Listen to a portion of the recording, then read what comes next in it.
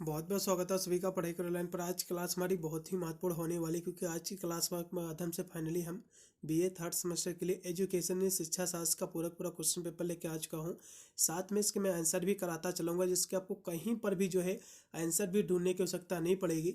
इस solve question paper के माध्यम से अपने एग्जाम में अच्छे नंबर प्राप्त कर सकते हो। जैसे कि सभी को पता होगा, मंडे को आपका जो है पेपर लगा हुआ है एमजीबीपी का, और साथ में सीसीएसयू का भी पेपर जो है मंडे को ही पढ़ रहा है। तो सभी विश्वविद्यालय के लिए बहुत ही महत्वपूर्ण साबित होगा ये पूरा क्वेश्चन पेपर। इसलिए इन सभी प्रश्नों को एक बार आप देख के जाइएगा। एमजीक्यूपी वाले स्टूडेंट ने अभी तक कुछ भी नहीं तैयार किया है, यही वीडियो यदि कंप्लीट देख के जाते हैं तो मैं गारंटी के साथ कह सकता हूँ आप पूरा का पूरा पेपर आप सॉल्व करके आओगे। ये भी क्वेश्चन आपका बचेगा नहीं। इसकी मैंने जो एक चैप्टर क्लास मैंने करा दी है संपूर्ण आपके पाठ्यक्रम का, जिसको महासंग्राम वीडियो उसको आप कह सकते हो। एक महासंग्राम वीडियो जो है मैंने ऑलरेडी अपलोड कर रखा है इंपोर्टेंट क्वेश्चन आंसर करके। आप यूट्यूब पर सर्च करोगे तो वीडियो आपको आ जाएगा। आप चाहे तो उससे भी तैयार कर सकते हैं, नहीं तो ये जो है कंप्लीट आपको वीडियो देख के जाना है। यदि आप एमजीक्यूपी से हैं तो ये वीडियो आपको मिस नहीं करना है। आपका मोस्टली पेपर जो है 90 से 95% पेपर आपका जो है इन्हीं जो है प्रश्नों से आपका सॉल्व होने वाला है। चलेगा, बहुत ही तीव्र गति से जो हम पेपर पर हम चर्चा करेंगे, प्रश्नों को देखेंगे, साथ में इसके जो आंसर भी हम बताते चलेंगे, जिससे आपको जो है कहीं पर भी जो इसके आंसर भी ढूंढने की आवश्यकता नहीं पड़ेगी। इन सभी प्रश्नों को आपको रट के जाइएगा। ये एजुकेशन का आपका क्वेश्चन पेपर है। पिछले साल एमजीक्यूपी में जो है पिछले में 3 साल के पेपर जो है मैं एमजीक्यूपी के सॉल्व कर रहा हूँ। इसमें जितने भी क्वेश्चन मैं रख रहा हूँ सभी आपके पिछले 3 साल के पेपर है, जिसमें से आपके सीसीएसयू के भी कुछ प्रश्नों को मैंने इसमें ऐड किया है, जो कहीं ना कहीं इन दोनों यूनिवर्सिटी के लिए बहुत ही महत्वपूर्ण साबित होगा। और जितने भी विश्वविद्यालय अभी जिसमें पेपर नहीं हुआ है इन सभी विश्वविद्यालय के लिए बहुत ही महत्वपूर्ण साबित होगा।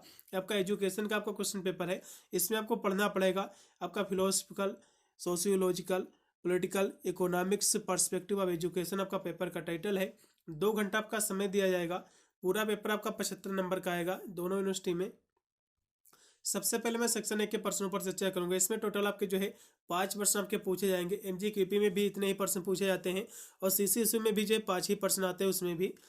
चलेगा, इसके प्रश्नों को देखिएगा। इसका पहला क्वेश्चन है कि जो है शिक्षा दर्शन क्या है, शिक्षा दर्शन की परिभाषा।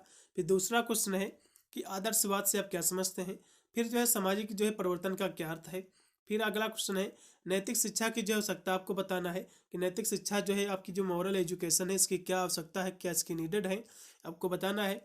फिर जो है शिक्षा के प्रकार जैसे कि औपचारिक शिक्षा और अनौपचारिक शिक्षा, तो इन सभी के बारे में हम समझेंगे। तो सबसे पहले जो शिक्षा दर्शन क्या है। शिक्षा दर्शन क्या है, शिक्षा दर्शन की हम बात करें तो शिक्षा दर्शन में जो है दार्शनिक सिद्धांतों का जो उपयोग शिक्षा के संबंध में होता है। शिक्षा दर्शन जो है शिक्षा से संबंधित जो समस्याएं होती हैं इस पर विचार किया जाता है शिक्षा दर्शन के माध्यम से। और जो है इनकी समस्याओं का जो है विचार तो किया ही जाता है, साथ में इनकी जो समस्याएं होती है उसका समाधान भी जो है दार्शनिक के माध्यम से निकाला जाता है। यही आपका जो शिक्षा दर्शन कहलाता है। शिक्षा दर्शन क्या है, ये जो है शिक्षा से संबंधित है। जो उसकी समस्याएं होती हैं शिक्षा से संबंधित, उन समस्याओं पर जो है विचार किया जाता है, उन समस्याओं को जो है खत्म करने पर जो है चिंतन किया जाता है। यही आपका क्या कहलाता है, शिक्षा दर्शन कहलाता है। यहाँ से जो है फिर जो है कनिंघम महोदय ने इसकी जो है परिभाषा दिया है शिक्षा दर्शन की। उन्होंने कहा है कि सर्वप्रथम जो है दर्शन जो है सभी चीज़ों का विज्ञान है। इसलिए जो है शिक्षा दर्शन शिक्षा की समस्याओं की जो है सभी पहलुओं को देखती है। शिक्षा दर्शन क्या है, शिक्षा में जो समस्याएं होती है इसके सभी पहलुओं को देखती है। और जो है दूसरे स्थान में हम बात करें तो जो है दर्शन जो है सभी वस्तुओं को जो है उसके अंतिम तर्कों व जो है कारणों के लिए जो है जानने का एक विज्ञान है। और इसलिए जो है शिक्षा दर्शन शिक्षा के क्षेत्र में गहनतम जो है समस्याओं का संपूर्ण रूप से अध्ययन करता है, तथा जो है विज्ञान के लिए जो है उन समस्याओं को जो है अध्ययन के लिए जो है छोड़ देता है जो तत्कालीन है और वैज्ञानिक विधि से जो है सर्वोत्तम ढंग से अध्ययन की जा सकती है। तो इसमें क्या है शिक्षा दर्शन में, इसमें जो शिक्षा से संबंधित जो उसकी समस्याएं हैं उसी का इस पर जो है चिंतन किया जाता है, उसी का इसमें जो है अध्ययन किया जाता है शिक्षा दर्शन के माध्यम से। इतनी परिभाषा आपको लिख देना है। फिर अब अगला क्वेश्चन देखेंगे कि आदर्शवाद क्या है। आदर्शवाद की जब भी बात आती है तो आदर्शवाद जो एक दार्शनिक विचारधारा। आदर्शवाद क्या है, एक ये जो है दार्शनिक विचारधारा है। और आदर्शवाद जो है इसके अनुसार जो है मानसिक जगत और आपका जो है आध्यात्मिक जगत जो है ये क्या है, ये वास्तविकता और विचारों से बना हुआ है। जो आपका मानसिक जगत है और या फिर जो आध्यात्मिक आपका स्पिरिचुअल आपका जो वर्ड है ये किससे बना हुआ है, ये वास्तविकता से बना हुआ है और जो है विचारों से, इन दोनों के जो है संयोग से बना हुआ है। और इसमें जो है प्राकृतवाद और भौतिक जगत की इसमें कोई भी हो सकता नहीं है। और यदि जो है उनमें वास्तविकता आती है तो केवल जो है आत्मा का विचार करने से, यानी आ- जो वास्तविकता जो आती है उसमें जो है आत्मा के विचार करने से आती है। तो इस तरह से जो है आदर्शवाद की आपको परिभाषा लिख देना है। यहाँ से रास महोदय ने इसकी परिभाषा दिया है। उन्होंने कहा है कि आदर्शवाद जो है दर्शन में कई जो है भिन्न रूप हैं, लेकिन सभी के पीछे जो है यही प्रमुख विचार है कि मन और आत्मा जगत की जो है सार वस्तु है। मन और आत्मा क्या है, ये जो है वर्ड का जो है एक सार है, उसका एक वस्तु है उसी की। और जो है सच्ची वास्तविकता मानसिक होती है, और अनुभव, विचार, आदर्श और मूल्य जो है ये व्यक्तिगत जो है सभी मानसिक प्राकृत वाले व्यक्ति होते हैं। और जो है भौतिक वस्तुओं की अपेक्षा जो है जगत के हृदय यानी केंद्र के समीप है। अतः जो है आदर्शवाद जोरदार शब्दों में यह जो है अस्वीकार करता है। आदर्शवाद जो है ये इसको स्वीकार नहीं करता है, यानी अस्वीकार करता है कि मन के बल मस्तिष्क और जो है उसकी क्रिया है अथवा जो है चेतना किसी प्रकार का एक गौण जो उत्पादन है। और बल्कि यह मानता है, आदर्शवाद क्या मानता है कि मन जो है स्वयं एक आधारभूत रूप है और एक जो है वास्तविक पहलू है। इतनी आपको जो परिभाषा लिख देना है। फिर अगला क्वेश्चन हम देखेंगे कि सामाजिक परिवर्तन किससे कहते हैं। सामाजिक परिवर्तन की जब भी बात आती है तो सामाजिक परिवर्तन यानी समाज में जो परिवर्तन होता है ये आपका सामाजिक परिवर्तन कहलाता है। आपने देखा होगा एक बच्चे का जन्म होता है तो छोटा सा होता है, कुछ दिन के बाद जो है अपने पैरों पे खड़ा हो जाता है, फिर थोड़ा और सा बढ़ता है, युवावस्था आती है, फिर धीरे धीरे बुढ़ा हो जाता है। तो ये जो चेंजेस आता है इसी को भी जो है हम सामाजिक जो है बदलाव कह सकते हैं, इसी को भी जो हम सामाजिक परिवर्तन कह सकते हैं। तो इसमें जो है समाज में जो होने वाला बदलाव होता है, चाहे आपके खान पीन में बदलाव हो, चाहे आपका जो है पहनने कपड़े पहनने में चाहे बदलाव हो, तो ये भी आपका जो है सामाजिक बदलाव ही कहलाता है, सामाजिक परिवर्तन ही कहलाता है। कोई भी आपका चेंज हो, कोई भी आपका बदलाव हो, तो ये सभी आपका जो है सामाजिक बदलाव ही कहलाता है, सामाजिक परिवर्तन ही कहलाता है। इसकी परिभाषा भी यहाँ से लिखी हुई है कि सामाजिक परिवर्तन का मतलब होता है समाज में होने वाला बदलाव है।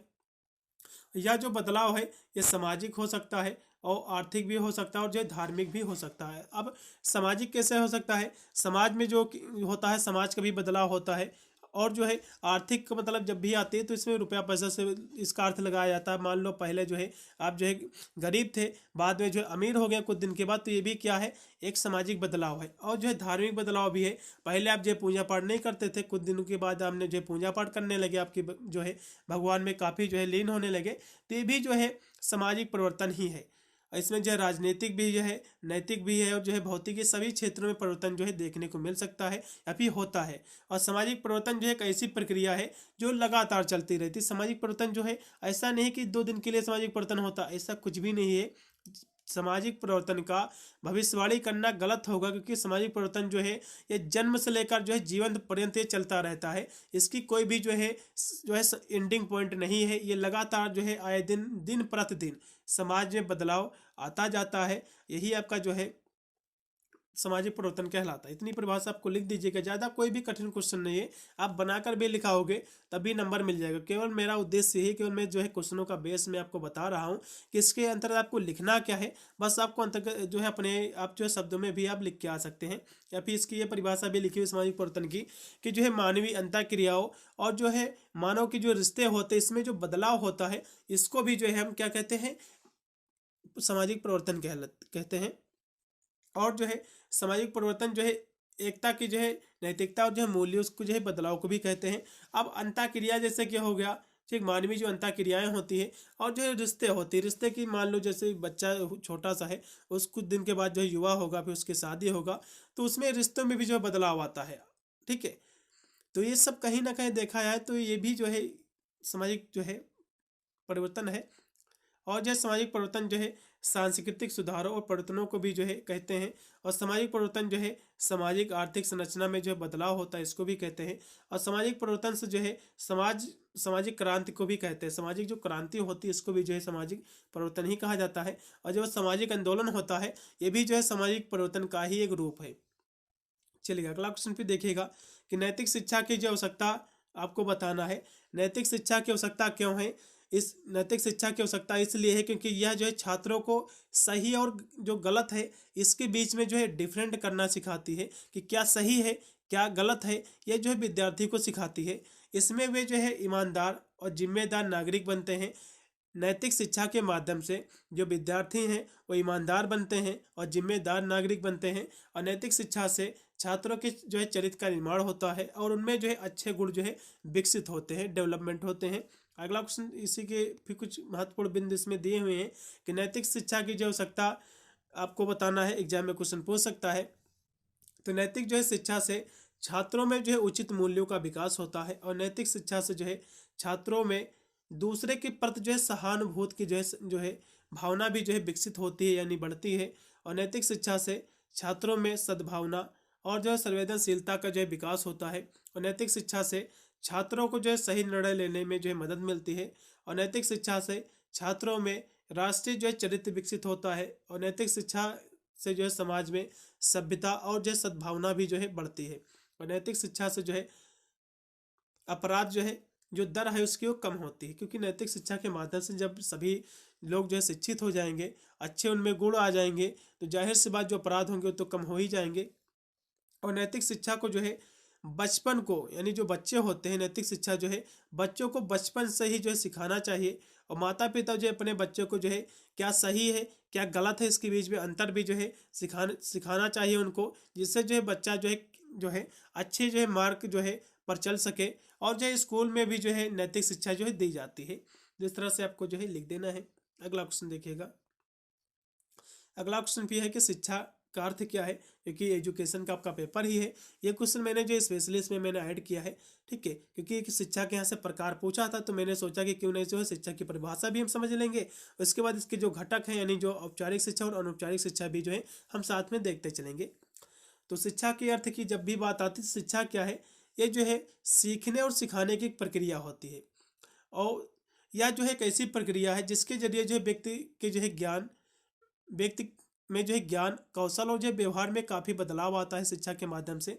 और शिक्षा से जो है व्यक्ति जो है सुसंस्कृत और जो है योग्य नागरिक बनता है। और शिक्षा जो शब्द है ये संस्कृत भाषा का जो है शब्द है जो शिक्ष धातु से बना हुआ, जिसका अर्थ होता है सीखना और सिखाना। चलिए अगला क्वेश्चन देखिएगा कि शिक्षा के हम यहाँ से घटक देखेंगे। शिक्षा के जो है दो इसके जो है घटक होते हैं, एक होती है औपचारिक शिक्षा, एक होती है अनौपचारिक शिक्षा। औपचारिक शिक्षा की जब भी बात आती है, औपचारिक शिक्षा मान लो आप विद्यालय में पढ़ रहे हैं, पेपर देने जाओगे तो आप जो पहले स्कूल में आपने पढ़े हैं, फिर आप विद्यालय गए हैं यानी जो है विश्वविद्यालय यूनिवर्सिटी में आप गए हैं, तो ये क्या है, औपचारिक शिक्षा है ये। यानी जो है इसमें ये शिक्षा जो है स्कूल में पढ़ाई जाने वाली शिक्षा को जो है कहते हैं। औपचारिक शिक्षा किसे कहते हैं, जो स्कूल में जो शिक्षा पढ़ाई जाती है इसको हम औपचारिक शिक्षा कहते हैं। अनौपचारिक शिक्षा क्या होती है, यह वास्तविक जीवन में जो है मिलने वाले जो अनुभव होते हैं इससे जो हासिल होती है, इसी को जो है हम अनौपचारिक शिक्षा कहते हैं। औपचारिक शिक्षा के लिए जो है इसमें टीचर होते हैं, एक पाठ्यक्रम होता है, एक जो है एक स्थान होता है जहाँ पर जो है जाकर बच्चे जो है शिक्षा ग्रहण करते हैं। लेकिन अनौपचारिक शिक्षा होती है, इसके लिए कोई भी टीचर्स नहीं होता है, ना भी इसके लिए कोई स्थान होता, क्योंकि अनौपचारिक जो शिक्षा है पास का वातावरण कैसा है और जो है जीवन में जो है दिन प्रतिदिन ये जो है अनुभव के माध्यम से व्यक्ति सीखता जाता है। तो इस तरह से आपको लिख देना है, एग्जाम में पूछ सकता है। और जो है औपचारिक शिक्षा में जो है नियोजित पाठ्यक्रम होता है, जबकि अनौपचारिक शिक्षा में जो है ऐसा कुछ भी नहीं होता है। अगला देखो भी, औपचारिक और अनौपचारिक शिक्षा में जो है यहाँ से कुछ हम इसके बीच में डिफरेंट देखेंगे, कुछ हम अंतर देखेंगे, क्योंकि एग्जाम में जो है इसके बीच में अंतर पूछ सकता है, तो अंतर भी यहाँ से जो हम देखते चलेंगे। तो औपचारिक शिक्षा में जो है शिक्षक द्वारा जो है पाठ्यक्रम के माध्यम से जो सिखाया जाता है। औपचारिक शिक्षा क्या है, इसमें जो है शिक्षक होते हैं, एक पाठ्यक्रम होता है, एक स्थान होता है जैसे कि विद्यालय हो गया, यूनिवर्सिटी हो गया, तो इसमें जो है शिक्षा दी जाती है। और जो है जबकि अनौपचारिक जो शिक्षा होती है इसमें जो है कोई निश्चित जो है शिक्षक नहीं होता है, ना तो इसका कोई पाठ्यक्रम होता, क्योंकि जो है जीवन मर्यादा के जो है जीवन में जो अनुभव होते हैं इसी के माध्यम से सीखी जाती है। औपचारिक शिक्षा में जो है एक सैद्धांतिक ज्ञान मिलता है, जबकि अनौपचारिक शिक्षा में जो है वास्तविक जीवन के अनुभव से जो है ज्ञान हासिल किया जाता है। फिर इसके बीच में यहाँ से कुछ हम अंतर देखेंगे। औपचारिक शिक्षा में जो है शिक्षक होता है, औपचारिक शिक्षा में जो है इसके बीच में अब अंतर ऐसे भी लिख सकते, कोई ज़्यादा कठिन शब्द ही नहीं है ये औपचारिक और अनौपचारिक शिक्षा, केवल आप समझ लो कि होता क्या है। औपचारिक शिक्षा जो है इसमें शिक्षक होते हैं, इसमें टीचर होते हैं, जबकि अनौपचारिक शिक्षा जो है इसमें कोई भी जो है शिक्षक नहीं होता है, क्योंकि ये जो है जीवन भर के जो अनुभव होते हैं इसके माध्यम से सीखी जाती है। औपचारिक शिक्षा में जो है पाठ्यक्रम होता है, जबकि अनौपचारिक शिक्षा में जो है कोई भी पाठ्यक्रम नहीं होता है। औपचारिक शिक्षा में सैद्धांतिक जो है ज्ञान दिया जाता है, जबकि अनौपचारिक जो शिक्षा होती है इसमें क्या है वास्तविक जीवन के अनुभव से जो है ज्ञान हासिल किया जाता है। औपचारिक शिक्षा में जो है कक्षाएं होती है, कार्यस्थल होता है, ऑनलाइन पढ़ाई होती है, जबकि ई पोर्टल वगैरह पर इसमें पढ़ाई की जाती है। जबकि अनौपचारिक जो शिक्षा होती है इसमें जो है व्यवहारिक और जो है आजीवन सीखने पर जो आधारित होती है। तो इस तरह से इसके बीच में आपको जो है अंतर आपको कर देना है, लिख देना है। अगला फिर यहाँ से जो है फिर आपका सेक्शन बी आपका स्टार्ट होगा। इसमें आपके जो है टोटल आपके 8% आपके पूछे जाएंगे, जिसमें से केवल आपको जो है 5% आपको देना पड़ेगा उत्तर, लेकिन मैं 8% कराता चलूँगा जिससे कोई भी दिक्कत आपको ना हो, चलेगा। थोड़ा सा आपको बताने का प्रयास करूँगा। पेपर आपका जैसे हो जाता है, चाहे लिखित का पेपर हो या फिर ऑब्जेक्टिव का पेपर हो, तो टेलीग्राम पे पेपर अपना जरूर भेज दीजिएगा, जिससे जो है मैं पेपर को देखता हूँ, एक मोटिव मिलता है कि मेरे बताए प्रश्न आए हैं, तो उसी के आईक्यू के हिसाब से मैं जो है अगला जो है वीडियो बनाने का प्रयास करता हूँ। तो इसलिए पेपर अपना जरूर मुझे भेज दीजिएगा, ठीक है। वैसे तो जितने भी मैंने स्पेशल क्लास एक विशेष यूनिवर्सिटी के लिए कराई है, सभी के सभी महत्वपूर्ण ही मेरी क्लास साबित हुई है, क्योंकि स्टूडेंट के कमेंट आ जाते हैं कि सर काफ़ी जो है पेपर पूरा का पूरा फंसा, लेकिन मैं पेपर नहीं देख पाता हूँ, या तो पेपर भी मेरे पास कोई भेज दिया करे तो ज़्यादा जो है मेहरबानी होगी। चलो क्वेश्चन देखिएगा कि जो है दर्शन और शिक्षा आपस में किस प्रकार से संबंधित आपको बताना है। फिर जो है भगवत गीता के जो है संदेश के बारे में आपको जो है समझाना है, इसका संदेश क्या है। फिर प्राकृतवादी शिक्षा की आपको विशेषता बताना है। फिर आपका है सामाजिक स्थिरीकरण के महत्व को आपको जो है स्पष्ट करना है। फिर विद्यालय संगठन को जो है विद्यालय संगठन की आवश्यकता व जो उद्देश्य की आपको जो विवेचना करना है। फिर आपका है सामाजिक परिवर्तन में शिक्षा की क्या भूमिका है, आपको ये बताना है। फिर सतत विकास प्राप्त करने के लिए शिक्षा की क्या भूमिका ये शिक्षा इसमें जो है क्या भूमिका निभाती है, ये आपको बताना है। तो सबसे पहले दर्शन और जो शिक्षा का बीच में क्या संबंध है, हम सबसे पहले ये समझेंगे। तो शिक्षा और दर्शन के बीच में जो है काफ़ी घनिष्ठ संबंध है। और दर्शन जो होता है विचारों का पक्ष है, जबकि जो शिक्षा होती है ये व्यवहार का पक्ष है। और दर्शन जो है जीवन के लक्ष्य को जो है निर्धारित करती है, जबकि शिक्षा क्या है, शिक्षा जो है उस लक्ष्यों को पाने का जो है प्रयास करती है, एक जरिया होता है। और इसके बीच में यहाँ से कुछ महत्वपूर्ण संबंध दिए हुए, जैसे कि जो है दर्शन जो है जीवन के लक्ष्यों को तय करता है, जबकि शिक्षा क्या है, दर्शन जो है इन लक्ष्यों को तय करता है, जबकि शिक्षा के माध्यम से जो है उन लक्ष्यों को पाने का एक जरिया है। आप शिक्षा के माध्यम से जो है उन लक्ष्यों को पा सकते हो। और जो है दर्शन सिद्धांतों का जो निर्माण करता है, दर्शन क्या है इस सिद्धांतों का निर्माण करता है, और शिक्षा क्या है उस सिद्धांतों को जो है व्यवहार में लाती है। और दर्शन जो है मनुष्य के जो है चिंतन की जो है उच्चतम सीमा है। और शिक्षा क्या है, दर्शन के जो है सिद्धांतों को जो है अगली पीढ़ी तक पहुंचाने का एक कार्य करती है। और शिक्षा जो है दर्शन का ये संरक्षण करती है। शिक्षा क्या है, ये दर्शन जो होता है उसका संरक्षण करती है, उसका कंजर्वेशन करती है। जिस तरह से आपको लिख देना, क्वेश्चन काफ़ी महत्वपूर्ण था। फिर श्रीमद् भगवत गीता के बारे में हम थोड़ा सा समझेंगे, इसका संदेश क्या है। तो गीता का सार है कि कर्म करते जाए और फल की चिंता ना करें, यानी जो है आपको अपना कर्म करना चाहिए, फल की चिंता ना करो। आज नहीं तो कल मिलेगा, आपके भाग्य में होगा। तो आपको केवल कर्म पर आपको ध्यान देना चाहिए, उसके फल पर जो है आपको चिंता नहीं करनी चाहिए। यही जो है भगवत गीता सिखाती है। और गीता में जो है बताया गया है कि हमें जो है निष्काम कर्म करना चाहिए। गीता में बताया गया है कि हमें जो है अपने कर्मों पर जो है ध्यान देना चाहिए और फल की चिंता नहीं करनी चाहिए। और गीता में बताया गया है कि हमें जो है अपने जीवन से जुड़े जो अहम जो फैसले होते हैं खुद लेना चाहिए, दूसरे व्यक्ति से अपने जीवन से संबंधित फैसले की बात ना कीजिए। आप खुद ही अपने जीवन से संबंधित जो फैसले हैं आप खुद ही जो है उन फैसलों को जो है लीजिए। फिर है कि गीता में बताया गया है कि हमें जो है हमेशा निडर होकर जो है काम करना चाहिए, बिना डरे काम करना चाहिए। और गीता में बताया गया हमें जो है अपने मन में कभी भी जो है संदेश का पालन नहीं करना चाहिए, यानी निस्संदेह होकर जो है कार्य करना चाहिए। और गीता में बताया गया है हमें जो है अपने जीवन में संतुलन बनाए रखना चाहिए। और गीता में बताया गया हमें जो है अपने इंद्रियों को जो है अपने वश में जो है रखना चाहिए। और जो है हमें जो है विनम्रता का जो है भाव भी रखना चाहिए, ये गीता में बताया गया। फिर अगला क्वेश्चन हम देखेंगे ये प्राकृतवादी शिक्षा की क्या विशेषता है। क्वेश्चन ये भी काफ़ी महत्वपूर्ण है। तो प्राकृतवादी शिक्षा का मकसद है बच्चों की जो है जन्मजात प्राकृत को जो है विकसित करना होता है।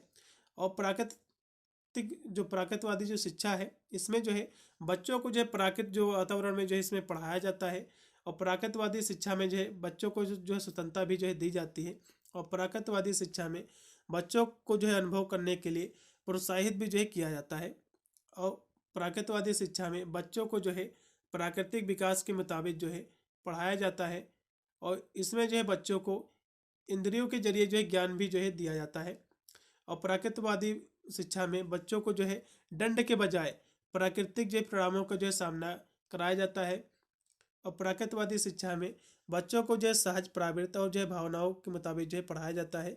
इसमें जो है बच्चों को अनुभव करने के लिए प्रोत्साहित भी जो है किया जाता है। और प्राकृतवादी शिक्षा में बच्चों को जो है प्राकृतिक विकास के मुताबिक जो है पढ़ाया जाता है। तो इस तरह से इसकी विशेषता आपको लिख देना है। कि सामाजिक स्त्रीकरण किसे कहते हैं, क्वेश्चन काफी महत्वपूर्ण है। स्त्रीकरण की जब भी बात आती है, स्त्रीकरण का मतलब होता है उसमें विभेद करना, अलग अलग श्रेणियों में बांटना। जैसे कि कुछ गरीब है, कुछ अमीर है, कोई किसी की जो है कोई कौन जात का है, कोई कौन जात का है, कोई नीची जात का है, कोई ब्राह्मण है। तो इन जातियों में विभेद करना, उस अलग करना कह सकते हो। यही आपका जो है सामाजिक स्त्रीकरण आपका कहलाता है। यानी जो है समाज में लोगों को कुछ विशेषताओं के आधार पर अलग अलग श्रेणियों में जो है बांटना, यही आपका जो है सामाजिक स्थिरता कहलाता है। जैसे कि कुछ जो है कोई गोरा है, कोई काला है, कोई छोटा है, कोई लंबा है, तो ये भी जो है सामाजिक स्थिरीकरण ही कहलाएगा।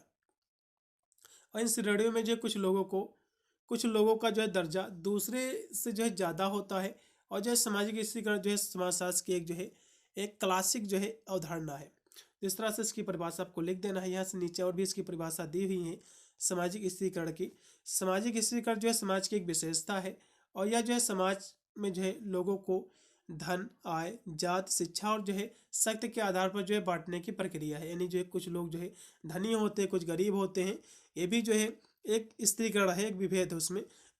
और जो है जात के आधार पर, जैसे कि कोई जो है निम्न जात का है, कोई उच्च जात का है, कोई मिडिल का है, तो ये भी जो है जातियों में बांटना, जो है उसकी श्रेणियों में बांटना, ये आपका सामाजिक स्थिरीकरण कहलाता है। शिक्षा के माध्यम से कोई जो है पढ़ा लिखा है, कोई अनपढ़ रह गया है, नहीं पढ़ पाया है, तो ये भी जो है सामाजिक स्थिरीकरण। इसमें यदि आप विभेद कर रहे हो तो ये भी आपका जो है सामाजिक स्थिरीकरण कहलाएगा। कोई भैया बलवान होता है, कोई शक्तिशाली होता है, कोई कमजोर रहता है, ये भी जो है यदि इसके बीच में विभेद आप करोगे तो ये भी आपका सामाजिक स्थिरीकरण ही कहलाएगा। ठीक है, अगला पॉइंट देखिएगा। सामाजिक स्थिरीकरण में जो है समाज में ज़्यादा जो है संसाधन वाले लोगों को जो है ऊपर माना जाता है।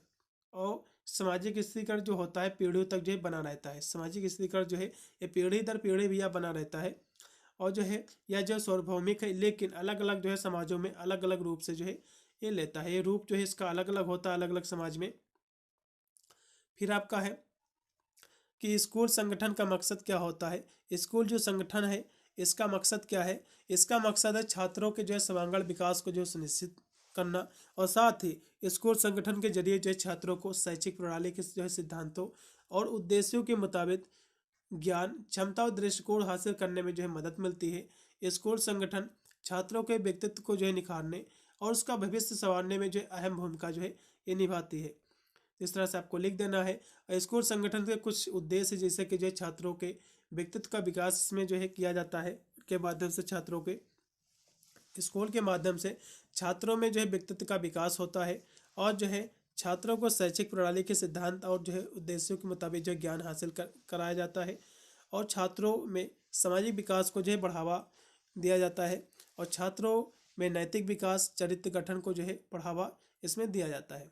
फिर अगला क्वेश्चन देखेंगे कि शिक्षा जो है सामाजिक परिवर्तन के लिए जो है किस तरह उपयोगी है, आपको ये बताना है। तो शिक्षा जो है सामाजिक परिवर्तन के लिए जो है बहुत ही शक्तिशाली है। सामाजिक परिवर्तन क्या होता है, मैंने आपको पहले ही बताया। समाज में जो परिवर्तन होता है, चाहे उसके व्यवहार में परिवर्तन हो, चाहे उसके रहन सहन में हो, चाहे उसकी अंतःक्रियाओं में हो, तो यही आपका सामाजिक परिवर्तन कहलाता है। शिक्षा इसमें इसलिए महत्वपूर्ण भूमिका निभाती है क्योंकि शिक्षा के माध्यम से व्यक्ति जो है एक, आप कह सकते हो, एक बहुत ही जिम्मेदार बन जाता है, ईमानदार हो जाता है व्यक्ति, जिसके जो है कैसे व्यक्ति से बात करना चाहिए, अपने से बड़े से कैसे जो है आदर सम्मान उसका करना चाहिए।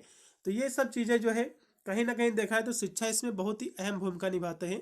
और शिक्षा के माध्यम से यदि आप पढ़े लिखे हो जाओगे, पहले आप गरीब थे आपके पिताजी, तो आप जो है पढ़े लिखे हो गए, आपको आपकी जॉब लग गई, तो पहले से जो है उसमें परिवर्तन कर दोगे। पहले आपके पापा गरीब थे, लेकिन आप जो है आपकी नौकरी लग गई सरकारी, तो आप जो इसमें परिवर्तन कर दोगे। तो कहीं ना कहीं देखा है तो शिक्षा जो है सामाजिक परिवर्तन में काफ़ी अहम भूमिका निभाती है।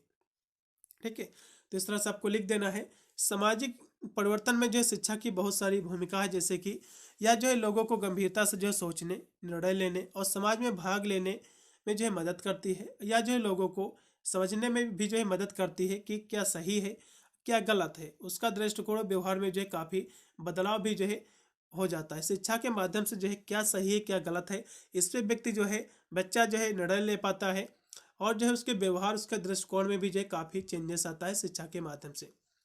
इस तरह से आपको लिख देना है। चलो अगला क्वेश्चन देखो, सतत विकास किसे कहते हैं। क्वेश्चन बहुत ही महत्वपूर्ण है। सतत विकास की जब भी बात आती है तो वर्तमान जरूरतों को पूरा करते हुए जो हमारी आने वाली जो पीढ़ियां हैं उनकी भी ज़रूरतें जो है पूरे हो सके, यही आपका सतत विकास कहलाता है। तो सतत विकास यहाँ से क्वेश्चन पूछा है कि सतत विकास के लिए शिक्षा किस लिए उपयोगी है, आपको बताना है। तो शिक्षा बहुत ही उपयोगी है सतत विकास के लिए, क्योंकि शिक्षा एक मेन जरिया है जिसके माध्यम से जो सतत विकास लाया जा सकता है, और साथ ही लाया तो जा ही सकता है। सतत विकास का लक्ष्य यही रहता है कि अपनी ज़रूरतों को तो पूरा ही करना है, जो हमारे बाल बच्चे आने वाली पीढ़ी जो है उनकी भी ज़रूरतें पूरे हो सकी, इसके लिए शिक्षा बहुत ही ज़रूरी है। यदि आप शिक्षित नहीं होगे तो पता चले आप अपना ही जो है जीवन सही से व्यतीत कर लोगे, आने वाली आपकी जो पीढ़ी है कहीं भीख मांगे, तो ये कहीं ना कहीं सही नहीं होगा। तो शिक्षा इसके क्षेत्र में बहुत ही अच्छी है, बहुत ही अहम भूमिका निभाती है। तो ये जो है लोगों को जो पर्यावरण, अर्थव्यवस्था, समाज के लिए जो बेहतर जीवन जीने के और ज्ञान कौशल, ये जो है मूल्य देती है शिक्षा। और इससे जो है लोगों को जो है स्मार्ट, जिम्मेदारी, विकल्प चुनने में जो है मदद मिलती है, यानी क्या सही है क्या गलत है इसके बीच में जो है व्यक्ति निर्णय कर पाता है।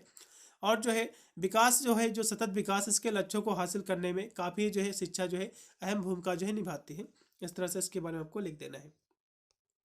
फिर आपका जो है सेक्शन सी आपका स्टार्ट हो गया। इसके प्रश्नों की हम बात करें तो इसमें आपके 4 प्रश्न आपके आते हैं, जिसमें से कुल आपको 2 ही प्रश्न आपको करना पड़ता है।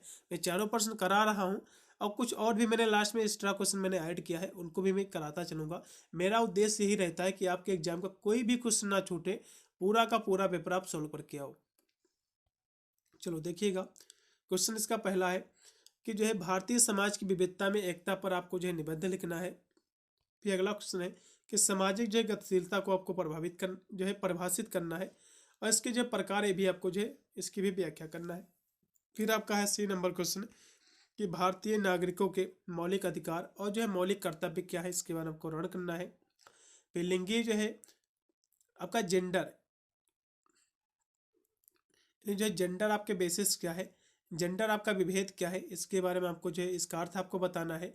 इसको जो कैसे समाप्त किया जा सकता है इसके विस्तार से आपको समझाना है। तो लिंग विभेद जैसा कि जो है कोई स्त्री है कोई पुरुष है, तो इसकी भी में विभेद होता है, इसके बारे में समझेंगे। चलिए सबसे पहले हम देखेंगे कि भारतीय समाज में जो विविधता में एकता का मतलब क्या होता है। आपने देखा होगा भारत में, तो भारत में सभी जो है धर्म के लोग रहते हैं, हिंदू भी रहते हैं, मुस्लिम भी रहते हैं, ठीक है, ईसाई भी रहते हैं, सिख भी रहते हैं। तो सभी की जो है अलग अलग उसकी रीति रिवाज है, उसका पहनावा है। और जो है कुछ लोग जो है भारत में बहुत सारी भाषाएं भी बोली जाती है, कोई जो है हिंदी बोलता है, कोई उर्दू है, कोई जो है तमिल में है, कोई किस भाषा में है। तो कहीं ना कहीं देखा है तो एक सभी की विविधता पाई जाती है, तो यही क्या कहलाता है, विविधता में एकता। ये सारी चीज़ पाई तो जाती है, लेकिन इसके बावजूद भी जो है लोग एक दूसरे की जो क्या है, एक दूसरे से जो है भाईचारा और प्रेम के साथ जो है रहते हैं, और देश को जो है एक मजबूत दृढ़ बनाने में जो है योगदान देते हैं। यही आपका जो है भारतीय समाज में विविधता में एकता आपका कहलाता है। ऐसा लिखा भी हुआ है कि जो है यहाँ जो है अलग अलग धर्म, भाषा, संस्कृति, जाति और जो है समुदाय के लोग रहते हैं। इसमें रहते तो है, साथ में जो है एकता का इसमें कायम भी है इन लोगों के बीच में। और भारत में जो विविधता में एकता का उदाहरण जो इस बात से जो है मिलता है कि हमारे यहाँ जो है लोग एक दूसरे की सराहना करते हैं और प्रेम और भाईचारे के साथ जो है रहते हैं। और यहाँ से कुछ महत्वपूर्ण बिंदु आपके दिए हैं, जैसे कि जो भारत में कई जैसे धर्म जैसे कि जो है हिंदू, मुस्लिम, सिख, जैन, ईसाई सभी लोग रहते हैं, और बहुत सारी भाषाएं बोली जाती है। तो इसके बावजूद भी जो है लोग एक दूसरे से जो है भाईचारे के साथ जो है रहते हैं, और देश को जो है एक मजबूत दृढ़ और जो है देश के हित में जो है कार्य करते हैं। तो इस तरह से आपको जो है अपने शब्दों में आपको लिख देना है। फिर हम देखेंगे कि सामाजिक गतिशीलता किसे कहते हैं। गतिशीलता की जब भी बात आती है तो इसमें क्या होता है, गतिशीलता, गति मतलब क्या होता है, चेंज हो जाना, जैसे कि परिवर्तन होता है ना, तो गतिशीलता, गति यानी जो होना, यानी जो है समाज के सदस्यों के सामाजिक जीवन में होने वाला जो बदलाव होता है, सामाजिक परिवर्तन भी इसको आप समझ सकते हो, जो इसमें बदलाव होता है सामाजिक जीवन में, ये आपका सामाजिक गतिशीलता कहलाता है। यह बदलाव जो है पद हो सकता है, पैसा हो सकता है, निवास स्थान भी हो सकता है, और स्थिति भी हो सकता है। मतलब आपने देखा होगा किसी की जॉब लगी है, ठीक है, मान लो 30,000 रुपया पा रहा है। कुछ दिन के बाद क्या होता है, उसका जो है या फिर कोई जो है कार्य हो, मान लो जो है कोई कांस्टेबल है, तो कुछ दिन के बाद जो है कोई उसका पद जो है प्रमोशन हो गया, कोई और भी कोई सिपाही है तो उसका एसआई बन गया। तो इस तरह से देखा जाए तो उसका पद में जो है बढ़ जाता है। तो ये भी जो है सामाजिक क्या है, गतिशीलता कहलाएगा। जैसे कि पैसा पैसा भी जो है सामाजिक गतिशीलता हो जाएगा। और जो है निवास स्थान, जैसे कि एक स्थान है, दूसरे स्थान पर आप जाके दूसरे एरिया में रहने लगे, तो ये भी जो है सामाजिक गतिशीलता कहलाता है। मतलब बदलाव, क्या है, बदलाव। और जो है जैसे कि स्थिति की जब भी बात आती है, पहले आप गरीब थे, कुछ दिन के बाद आप अमीर हो गए, तो ये भी क्या कहलाएगा, सामाजिक बदलाव है एक प्रकार का। इसी को जो है सामाजिक हम गतिशीलता कहते हैं। जिस तरह से आपको इसकी परिभाषा आपको लिख देना है। सामाजिक गतिशीलता के यहाँ से प्रकार दिए हुए हैं: क्षैतिज सामाजिक गतिशीलता, लंबवत सामाजिक गतिशीलता, और जो है अंतर पीढ़ीगत सामाजिक गतिशीलता, और ध्रुवाधार सामाजिक गतिशीलता, और सापेक्षिक जो है सामाजिक गतिशीलता। ये जो है गतिशीलता के प्रकार हैं सामाजिक गतिशीलता के। इसके प्रकार आपको जो है एग्जाम में पूछेगा तो आपको लिख देना है। और सामाजिक गतिशीलता का मतलब होता है किसी व्यक्ति की जो है स्थिति में एक वर्ग से दूसरे वर्ग में बदलाव, या जो है बदलाव ऊपर से जो है नीचे की ओर हो सकता है और नीचे से ऊपर की ओर हो सकता है। ऐसा नहीं है कि जो है गरीब से अमीर ही बनो, अमीर से जो है गरीब भी बन सकते हो। ये भी जो है बदलाव, ये भी जो है सामाजिक जो है क्या कहलाएगा, गतिशीलता ही कहलाएगा। चलो फिर अगला क्वेश्चन देखिएगा कि भारतीय नागरिकों के जो है मौलिक अधिकार और मौलिक कर्तव्य का वर्णन करना है आपको। तो ये जो है भारतीय संविधान में इसका जो है जिक्र मिलता है, वर्णन मिलता है। और मौलिक अधिकार से जो है नागरिक को जो है व्यक्तिगत और जो है सामूहिक रूप से जो है कुछ बुनियादी स्वतंत्रताएं मिलती हैं। वही जो मौलिक कर्तव्य है, इससे जो है नागरिकों को जो है राष्ट्रीय हितों के प्रति जो है जिम्मेदारी का एहसास होता है। तो यहाँ से कुछ इससे महत्वपूर्ण इसके बिंदु दिए, जैसे कि जो मौलिक अधिकार का जिक्र जो है भारतीय संविधान के भाग 3 अनुच्छेद आपके जो है 12 से लेकर 35 तक जो है मौलिक अधिकारों का जिक्र किया गया है। और जो है जो मौलिक अधिकार है, मौलिक अधिकार को जो है देश के संविधान द्वारा जो है लागू किया गया था और जो सुरक्षित किया गया था। और मौलिक अधिकार में जो है बदलाव करने के लिए जो है संविधान में जो है संशोधन करना होता है। और फिर यहाँ से जो है मौलिक कर्तव्य हम देखेंगे, तो मौलिक कर्तव्य का जिक्र जो है संविधान के आपके आर्टिकल 51A के तहत जो है वर्णन मिलता है। इसका जो है मौलिक कर्तव्य को जो है साल 1976 में जो है संविधान के 42वें संशोधन के जरिए जो इसको जोड़ा गया था। और मौलिक कर्तव्यों की अवधारणा जो है सोवियत संघ के संविधान से ये जो है लिया गया है, प्रेरित है। फिर आपका है लिंगीय विभेद क्या होता है, आपको बताना है। यानी किसी व्यक्ति के लिंग के आधार पर उसका अनुचित व्यवहार करना, यानी उचित व्यवहार न करके अनुचित व्यवहार करना, यही आपका जो है लिंग विभेद कहलाता है। यह विभेद जो है किसी व्यक्ति के साथ जो है धमकाना भी हो सकता है। और किसी जो है लिंगीय विभेद को खत्म करने के लिए जागरूकता फैलाना और जो है कानूनी उपाय का जो है सहारा लेना बहुत ही जरूरी होता है। तो इतनी परिभाषा आपको लिख देना है कि किसी व्यक्ति के लिंग के आधार पर कि व्यक्ति जो है यानी जो है लड़की है कि लड़का है फिर और कोई जेंडर है, इसके आधार पर एक अनुचित व्यवहार करना, उचित ना कर करके एक अनुचित व्यवहार करना, यही आपका क्या कहलाता है, लिंगीय विभेद कहलाता है। चलिए अगला क्वेश्चन भी देखिएगा। फिर अगला क्वेश्चन आपका है शिक्षा का अधिकार क्या है, शिक्षा की जो है दर्शन शास्त्र की शाखाएं क्या है, महात्मा गांधी के अनुसार जो है शिक्षा का अर्थ क्या है, और जो है दर्शन की जो है परिभाषा, सतत विकास का अर्थ, सतत विकास मैंने आपको करा दिया है लेकिन फिर भी हम देख लेंगे एक बार। तो सबसे पहले शिक्षा का अधिकार हम देखेंगे। तो शिक्षा का अधिकार जो है बच्चों को मुक्त और अनिवार्य शिक्षा का अधिकार जो है यह एक मौलिक अधिकार है। और भारत सरकार ने जो है संविधान के जो आर्टिकल आपका जो है 21A के तहत जो है 6 वर्ष से लेकर जो है 14 वर्ष के सभी बच्चों को यह अधिकार दिया गया है कि जो है निःशुल्क एवं जो है अनिवार्य शिक्षा का जो है प्रावधान दिया गया है। और शिक्षा का अधिकार अधिनियम जो है 2009 के तहत जो है इस अधिकार को जो है सुनिश्चित किया गया था। तो इस तरह से आपको लिख देना है। फिर जो दर्शन शास्त्र की जो है प्रमुख शाखाएं की हम देखेंगे, तो इसमें जो है एक ज्ञान मीमांसा इसकी जो है शाखा है। इसमें जो है ज्ञान का अध्ययन किया जाता है, इसे जो है कैसे प्राप्त किया जाता है और इसका जो सत्य और विश्वास में कैसे संबंध है, ये सब कुछ जो है ज्ञान मीमांसा के माध्यम से जो है हम अध्ययन करते हैं। ठीक है। फिर आपका तत्व मीमांसा है, तो ज्ञान मीमांसा और तत्व मीमांसा जो है दर्शन शास्त्र के एग्जाम में पूछ सकता है। ठीक है, इन्हीं दो में से एक एग्जाम में पूछ सकता है, तो दोनों को समझ लो। ये जो तत्व मीमांसा, इसमें क्या है, वास्तविकता, अस्तित्व और जो भौतिक से परे का जो है इसमें अध्ययन किया जाता है। और जो तर्क क्या है, तर्क का अध्ययन जो है ये सभी जो है दर्शन शास्त्र की जो है ये शाखाएं हैं, ब्रांचेस की हैं। एग्जाम में पूछेगा तो इसकी शाखाएं आपको लिख देना है। तर्क क्या है, तर्क का अध्ययन जो है अच्छे जो है तर्कों को जो है बुरे तर्कों से जो है अलग करने का एक तरीका है। और नीति क्या है, ये जो है नैतिक सिद्धांतों का सही आचरण का एक अध्ययन है। फिर आपका है राजनीति मीमांसा भी है, सरकार और समाज का अध्ययन है, और सौंदर्य शास्त्र भी है, सौंदर्य और कला का अध्ययन है। और मूल मीमांसा है, यानी जो है सौंदर्य शास्त्र नैतिकता के अंतर्गत जो है मूल्यांकन जो करना, मूल्य का जो अध्ययन होता है, ये आपका मूल्यांकन कहलाता है। फिर अगला क्वेश्चन देखेंगे, महात्मा गांधी के अनुसार जो शिक्षा का अर्थ क्या है। क्वेश्चन एग्जाम में पूछ सकता है। तो महात्मा गांधी के मुताबिक शिक्षा का मतलब है कि बच्चे और बड़े के शरीर, मन, आत्मा में मौजूद जो सर्वश्रेष्ठ गुण हैं उसको विकसित करना है। और गांधी जी का जो है मानना है कि शिक्षा से जो है व्यक्ति में मानवीय मूल्यों का जो है विकास होना चाहिए, और साथ ही उन्हें जो है सामाजिक जिम्मेदारियां भी जो है सिखाई जानी चाहिए। इस तरह से जो है इसका जो आपको अर्थ लिख देना है। फिर दर्शन शब्द का हम अर्थ देखेंगे। दर्शन का मतलब होता है ज्ञान और जो है सत्य की खोज करना, और जो है उसके वास्तविक जो है स्वरूप को समझना, यही आपका जो है दर्शन कहलाता है। और दर्शन शब्द जो है अंग्रेजी के जो है फिलोसफी शब्द का रूपांतरण है। ये जो है ग्रीक के दो शब्दों से मिलकर बना हुआ है, फिलोस प्लस सोफिया, जिसका अर्थ होता है, फिलोस का मतलब होता है प्रेम या अनुराग, और सोफिया का मतलब होता है ज्ञान, यानी जो है प्रेम का ज्ञान। इस तरह हम कह सकते हैं जो प्रेम का ज्ञान है यही आपका जो है दर्शन कहलाता है। इस तरह से आपको जो है लिख देना है इसकी परिभाषा। दर्शन शब्द का परिभाषा दर्शन शास्त्र की पूछ सकता है एग्जाम में। सतत विकास क्या है, मौजूदा जरूरतों को पूरा करना और साथ ही जो भविष्य की पीढ़ियों की जरूरतों को भी जो है पूरा करने की क्षमता को सुनिश्चित करना, यही आपका जो है सतत विकास कहलाता है। एग्जाम में क्वेश्चन पूछा जाएगा। फिर देखिएगा, प्राकृत की ओर लौटो, रूसों का नारा जो है ये क्यों दिया था आपको बताना है।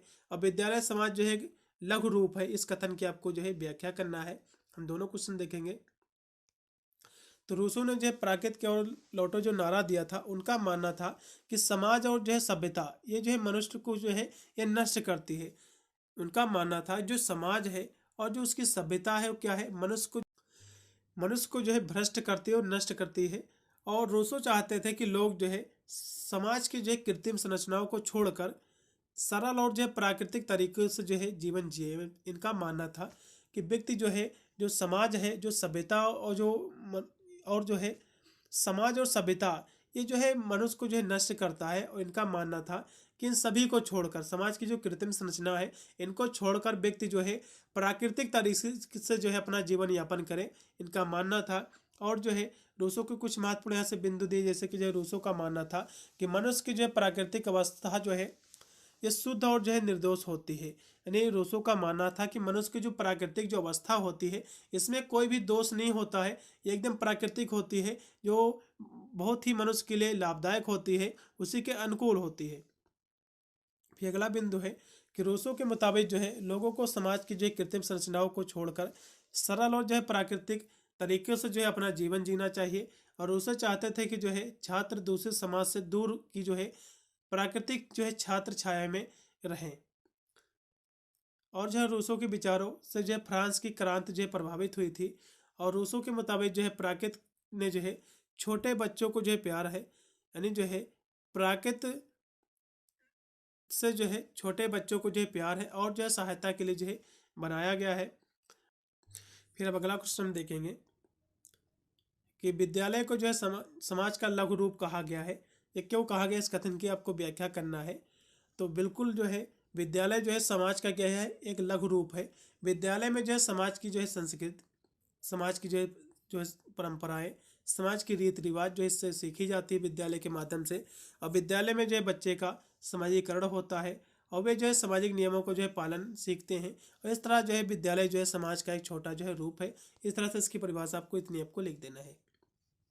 फिर अगला क्वेश्चन देखेंगे। अगला क्वेश्चन आपके स्क्रीन पे आ चुका है कि स्वामी विवेकानंद के जो है शैक्षिक विचारों पर आपको जो है इनके वर्णन करना है, क्या है। तो यहाँ से इसके हम शैक्षिक विचार देखेंगे। तो शिक्षा पर जो है स्वामी विवेकानंद ने जो है अपने विचार प्रस्तुत किया। उन्होंने कहा है कि शिक्षा जो है, उनका मानना था कि हम जो है ऐसी शिक्षा चाहते हैं जिससे जो है चरित्र का निर्माण हो और मन की जो है शांति बढ़े, मन की जो शक्ति है वो बढ़े और बुद्धि का विस्तार हो और व्यक्ति जो है अपने पैरों पर जो है खड़ा हो सके। और उन्होंने जो है जोर देकर कहा है कि जो है उच्च वर्गों का कर्तव्य था कि उन्होंने जो है गरीबों की जो है कीमत पर अपनी जो है शिक्षा प्राप्त की है। तो इस तरह से जो है इसकी परिभाषा आपको इतनी लिख देना है। स्वामी विवेकानंद का जो है शिक्षा के प्रति जो उनका विचार था बहुत ही अच्छा विचार था। उनका मानना था कि हम ऐसी शिक्षा चाहते थे जिससे जो है चरित्र का निर्माण हो और जो है मन की शक्ति जो है ये बढ़े और बुद्धि का विस्तार हो और व्यक्ति जो अपने पैरों पर जो है खड़ा हो। और जो है उन्होंने जो है जोर देकर कहा कि यह जो है उच्च वर्गों का कर्तव्य था। उन्होंने जो है गरीबों की जो है कीमत पर, गरीबी की कीमत पर अपनी जो है शिक्षा जो है प्राप्त की। तो इस तरह से जो है लिख देना है। फिर अगला क्वेश्चन देखेंगे कि शिक्षा के उद्देश्य के संबंध में डॉक्टर भीमराव अम्बेडकर के जो है विचारों पर आपको प्रकाश डालना है, भी क्वेश्चन एग्जाम में पूछ सकता है। तो भीमराव अम्बेडकर का मानना था कि शिक्षा का मकसद जो है छात्रों का समग्र विकास करना है। उनके मुताबिक जो है शिक्षा के जरिए जो है समाज में जो है, शिक्षा के माध्यम से जो है समाज जो है चरित्रवान और जो है शिक्षित लोग आ सकते हैं इसमें। और जो अम्बेडकर के मुताबिक जो शिक्षा के जरिए जो है दलित वर्ग की जो है प्रगति जो है, उन्नति भी जो है उसमें हो सकती है। तो इनका ये मानना था। तो इस तरह से इनके भी आपको शैक्षिक विचार लिख देना है। शिक्षा जो है किस प्रकार विकास की जो है सूचक है, ये आपको बताना है। तो शिक्षा जो है विकास का एक अहम जो है संकेतक है।